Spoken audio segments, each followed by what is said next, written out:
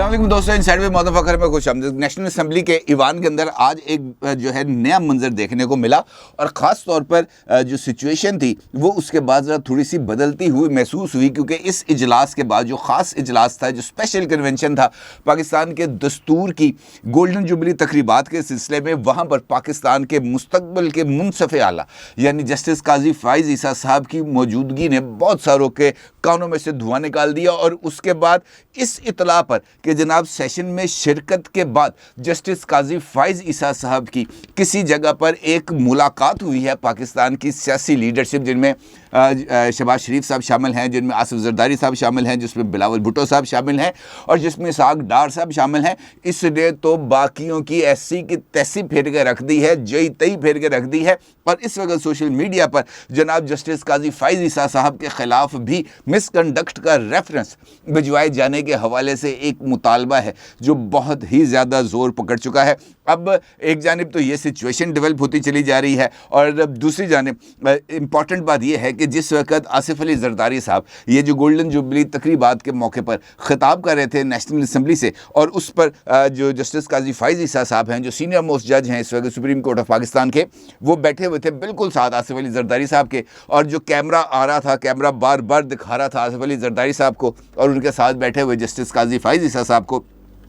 तो यार दोस्तों ने जो सोशल मीडिया पर कोई एक स्क्रीन ग्रैब किया और ग्रैब करने के बाद जस्टिस काजी फ़ाइज़ ईसा साहब का जो चेहरा मुबारक है उसको जनाब सुर्ख दायरे के अंदर रख दिया और उन्होंने ये जो है मुहिम का आगाज़ कर दिया कि जनाब ये हैं मुस्तकबिल के मुनसफ़ आला, जो इस वक्त पाकिस्तान की सियासी क़यादत के झुरमुट में बैठ कर सर झुका कर ज़ेर लब धीमे धीमे से मुस्कुरा कर पता नहीं किसको कौन सा पैगाम दे रहे हैं। अब असूली तौर पर देखा जाए तो ये सवाल तो यकीनी तौर पर पैदा होना बनता है कि जनाब जस्टिस काजी फ़ाइज़ ईसा साहब उस ईवान में कहाँ क्यों चले गए जहाँ पर ये सियासी तकरीर होनी थी, क्योंकि जितनी मर्जी वजाहत दे दी जाए, जितने मर्जी सवाल पूछ लिए जाएँ, ये वजह अपने अंदर ही मौजूद रहेगी जस्टिस काजी फ़ाइज़ ईसा साहब के हवाले से। और फिर ये सवाल भी उठेगा कि जनाब उनकी इम्पार्शियलिटी जो है वो क्या कॉम्प्रोमाइज़ हुई है या नहीं हुई। अब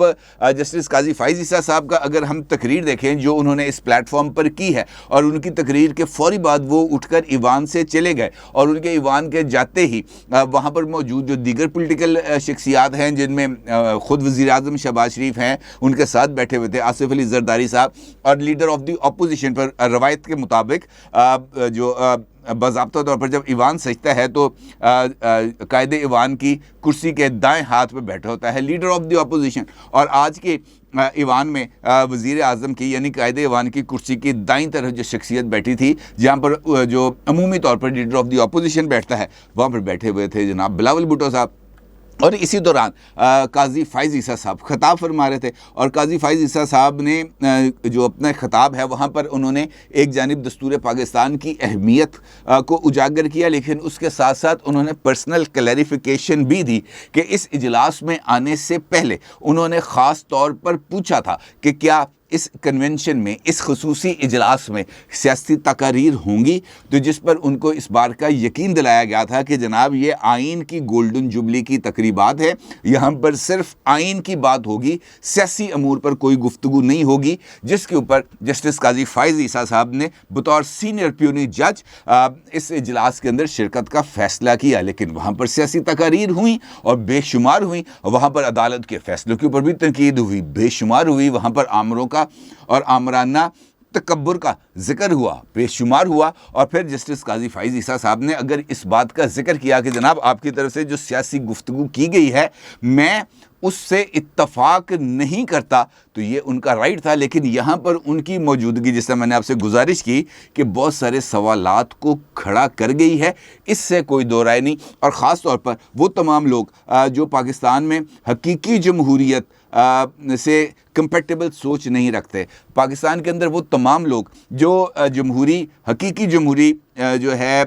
वो जो मकतबा फ़िक्र है उससे अपने आप को डिस्टेंस पे महसूस करते हैं, वो तमाम लोग जो आमरों की गोद में पड़ते हैं, उनको तो कम से कम जस्टिस फ़ाइज़ ईसा की एक आइनी ईवान में मौजूदगी से यकीनी तौर पर तकलीफ़ होगी। और अगर आपको यकीन नहीं आता तो आप फवाद चौधरी के ट्वीट देख लें, आप हकीकत टीवी के ट्वीट देख लें, आप सिद्दीक जान के ट्वीट देख लें, आप इमरान रियाज खान के ट्वीट देख लें, यानी उन तमाम लोगों के आप सोशल मीडिया अकाउंट्स को चेक कर लें जो इमरान खान साहब से बहुत ज़्यादा कुर्बत में पाए जाते हैं। और ये जो फितना था, ये जो शोशा था, ये भी इसी वजह से छोड़ा गया कि जनाब ईवान से बाहर निकलते ही ये सारे बड़ों ने, ये सारे कदावर पॉलिटिकल लीडर्स ने जस्टिस काजी फाइज ईसा को घेर घार कर ले गए कायदे ईवान के चैम्बर पर, और वहाँ पर उनको चाय पिलाने के चक्कर के अंदर उनके साथ एक मुलाकात करके फ्यूचर के जो अदालती प्रोस्पेक्ट्स हैं, जो मुकदमात वहाँ पर ज़ेर समाअत होने वाले हैं या आ रहे हैं,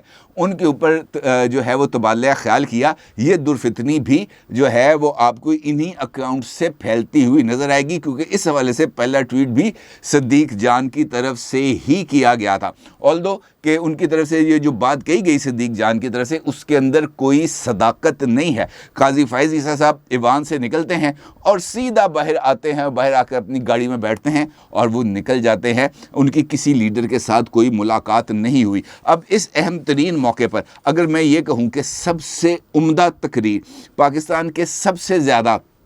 जिसे आप कह सकते हैं कम उम्र पॉलिटिशियन और जमात के सरबरा की तरफ से की गई है, तो ये कहना भी कुछ गलत नहीं होगा। क्योंकि मेरी नज़र के अंदर, मैंने चूँकि ये तकारीर देखी हैं, मेरी नज़र में जो सबसे ज़्यादा बेहतर तकरीर थी वो बिलावल साहब की थी। और बिलावल साहब ने अपनी तकरीर के अंदर बहुत सारी साजिशों का जिक्र भी किया। बिलावल साहब ने बताया कि उन्होंने पाकिस्तान की इस वक्त की जमहूरी क़ुव्वतों ने किस तरीके से किन किन साजिशों को और किस किस तरह के मंसूबों को नाकाम बनाया। उनका ये कहना था कि हमारी कामयाबियों के जवाब में हम पर एक सेलेक्टेड राज मुसल्लत किया गया, और इसका मकसद सिर्फ ये नहीं था कि इस कठपुतली को इस कुर्सी पर बिठाया जाए, बल्कि 10 साल में यानी 2008 से लेकर 2018 तक पाकिस्तान की सियासी क़यादत को जो जो कामयाबियाँ मिली थीं उनको रिवर्स करना भी था। उनका मकसद था कि 1973 के आइन को रिवर्स किया जाए।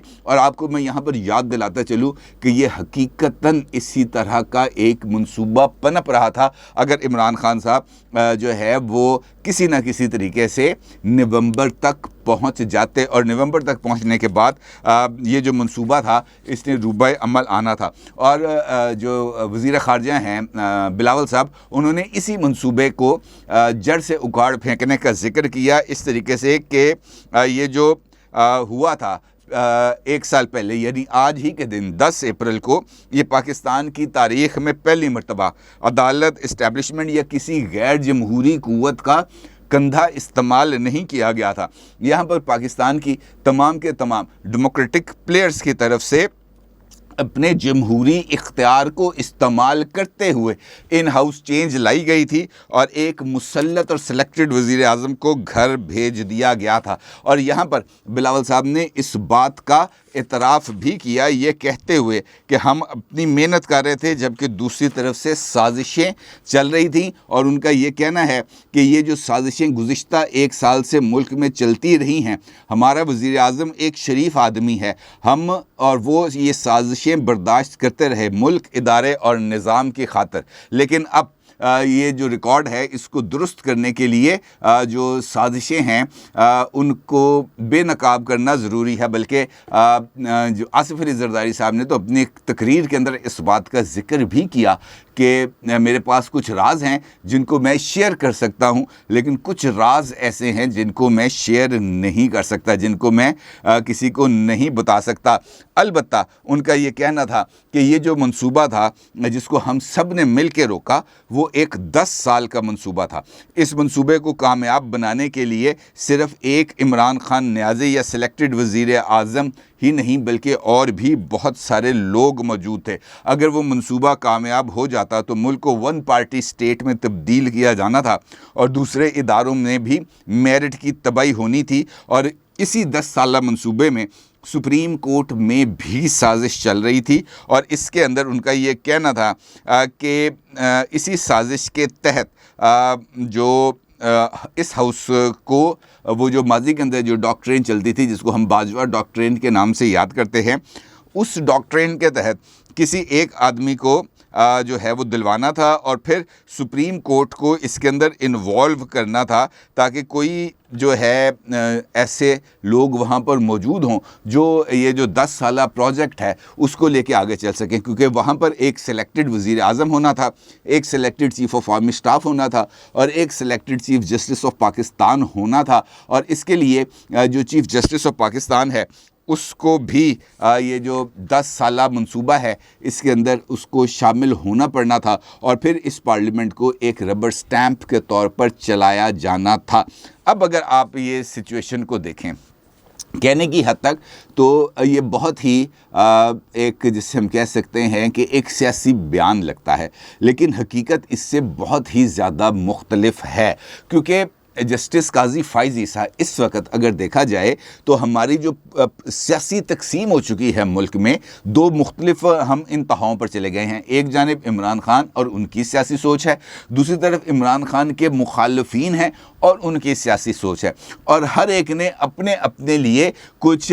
जो आसरे हैं वो बनाए हुए हैं। इमरान खान के कुछ अपने आसरे माजी में रहे, जनरल बाजवा की शक्ल में, जनरल शुजा पाशा की शक्ल में, जनरल ज़हीरुल इस्लाम की शक्ल में और उसके बाद जनरल फैज़ हमीद की शक्ल में, और अभी भी उनको कुछ इस तरह की सपोर्ट मुख्तलिफ जगहों पर मौजूद है, जिसका बिलावल साहब ने इशारा किया कि हर एक जगह पर इस प्रोजेक्ट इमरान खान को फ्लरिश करने वाले, इसको तवाना बनाने वाले, इसको लेकर आगे बढ़ने वाले मौजूद थे। और यही वजह है कि जैसे जैसे एक एक इदारे से ये कुछ लोगों को हटाया जा रहा है, कुछ सफाई मुहिम की जा रही है, इमरान खान के सियासी बयानिए के अंदर वो जो तेज़ी थी वो आहिस्ता आहिस्ता कम होती चली जा रही है। अगर आप कल 9 अप्रैल को इमरान खान साहब का खिताब देखें जो उन्होंने किया, तो आपने देखा होगा कि 1 साल पहले अमेरिका से जो रजीम चेंज ऑपरेशन शुरू हुआ था,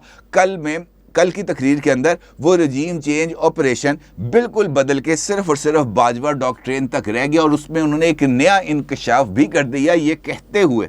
कि एक खलीजी मुल्क के सरबराह ने खुद इमरान खान को बताया था कि आपके ख़िलाफ़ साजिश चल रही है, और इमरान खान उस पर ना सिर्फ बहुत ज़्यादा हैरान हुए बल्कि इमरान खान ने उस खलीजी मुल्क के सरबराह को इस बारे में आगाह किया कि जनाब हम तो सेम पेज पे हैं, हमें तो कोई इख्तलाफ नहीं है। लेकिन हालात आपको पता है कि फिर ऐसे नहीं रहते, चीज़ें बदल जाती हैं। और इमरान खान ने जिस तरह ये जो 1 साल पहले अपनी हुकूमत के हटाए जाने से पहले जो साइफ़र बयानिया बनाया था, जो अमरीकी साजिश का बयानिया बनाया था, वो 1 साल के दौरान अमरीका हमारा दुश्मन से अमरीका हमारा बेहतरीन दोस्त है, इसके बयानिए के अंदर कन्वर्ट हो गया है। और इसका मतलब ये है कि वो इमरान खान साहब ने जिस बयानिया से जो तक़वियत हासिल करना थी, वो बयानिया उन्होंने उस तक़वियत हासिल करने के बाद उस बयानी को डस्टबिन में फेंक दिया। अब मौजूदा हुकूमत का टाइम आ गया। अब ये जो लोग हैं ये इस वक्त इनको भी एक अग्रेसिव बयानिया की तलाश है, और बयानिया इस वक्त इमरान खान के ख़िलाफ़ मौजूदा हुकूमत, अगर हम इम्पार्शियल बात करें तो मौजूदा हुकूमत के पास इमरान खान के ख़िलाफ़ कोई ताकतवर बयानिया नहीं है, इसके अंदर तो कोई दो राय नहीं है। लेकिन वो एक बयानिया का हसूल चाहते हैं और उसके लिए वो एक ऐसे मरकज़ का इंतखाब चाहते हैं जहां से इमरान खान को इस वक्त सपोर्ट मिल रही है। और मौजूदा हुकूमत का ये मानना है कि इस वक्त जो सपोर्ट इमरान खान हासिल कर रहे हैं वो सुप्रीम कोर्ट ऑफ पाकिस्तान से ही ड्राइव कर रहे हैं, यानी पाकिस्तान की अदलिया से ड्राइव कर रहे हैं। लिहाजा यहाँ पर उनको किसी न किसी तरीके से रोकना ज़रूर है। और इसी वजह से अगर आप देखें तो किसी के लिए Justice Umar Ata Bandial, Justice Ijazul Ahsan, Justice Munib Akhtar, Justice Mazahar Ali Akbar Naqvi sahab वो उनके हीरो हैं, तो किसी जगह पर जनाब Justice Qazi Faez Isa, Justice Mansoor Ali Shah, Justice Jamal Khan Mandokhail, Justice Yahya Afridi hero है। इसका मतलब ये नहीं है कि ये जो मैंने जिन जज साहिबान के नाम लिए हैं इनके हकीकी मानों में किसी न किसी सियासी जमात से इनकी जो है एसोसिएशन है। कहने का मतलब ये है कि जो उस तरफ के ख़िलाफ़ फ़ैसला देगा वो इस तरफ का हीरो बन जाएगा, और इस वक्त यही होता हुआ हमें नज़र आ रहा है। जस्टिस काजी फ़ाइज़ ईसा का ईवान में आना, पाकिस्तान के आईन की गोल्डन जुबली तकरीबात में शिरकत करना, कोई अचंभे की बात नहीं है। इससे पहले भी बहुत सारे चीफ जस्टिस मुंतखब वज़राए आज़म से मुलाकातें कर चुके हैं और कई मरतबा मुलाकातें कर चुके हैं। ये नहीं कि एक मरतबा, कई मरतबा मुलाकातें कर चुके हैं। बल्कि अगर आपको याद हो डैम वाले बाबा की, तो वज़ीर आज़म तो बड़ी दूर की बात है, उनकी तो चीफ ऑफ आर्मी स्टाफ के साथ भी बड़ी मुलाकातें नहीं हैं, यानी जनरल बाजवा साहब के साथ। तो कहने का मतलब यह है कि इन मुलाकातों में अचंभे की बात नहीं है। हाँ, असल नुक्ता ये है कि अगर इन मुलाकातों के नतीजे में टिल्ट चेंज हो जाए, आइन को कॉम्प्रोमाइज़ करना शुरू कर दिया जाए, कानून का मजाक उड़ाना शुरू कर दिया जाए, तब ये तकलीफ अमल है। लेकिन उससे पहले सिर्फ इस वजह से कि जनाब ये बंदा जो है मेरी सोच के साथ मुताबिकत नहीं रखता, उसको तनकीद का निशाना बनाना मेरी नज़र में ये सिर्फ़ और सिर्फ एक घटिया सियासी मुहिम है, इसके अलावा और कुछ नहीं। अपनी राय का ज़रूर इज़हार कीजिएगा। आपको बहुत शुक्रिया। अल्लाह हाफ़िज़।